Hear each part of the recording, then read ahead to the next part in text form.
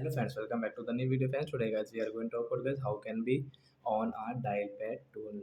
Friends, you want to own your dial pad tune, so friends you can own it. And guys now let's see how to own dial pad tone in our oppo phone. Friends, in this video friends I am going to show you guys. So what is dial pad tone guys? So when you enter any number, so friends, you can see guys when you enter any number in your phone, and guys you can see this tone is not working now. So you want to on guys when you enter your number, so you think like my dial pad tone will on. So how can you on in your oppo phone? In this video guys I will show you. So first of all open your phone setting, and guys click on guys sound and vibration setting friends, and again scroll. Friends, you can see your more sound and haptic setting. Friends, again tap here and guys click on your dial pad tone, this right icon. You can on and off from here guys your dial pad tone setting. And guys how can you use guys, again guys open your dial pad. So friends, you can see guys your dial pad tone will work in your oppo phone. When you will enter a number, you can see this sound.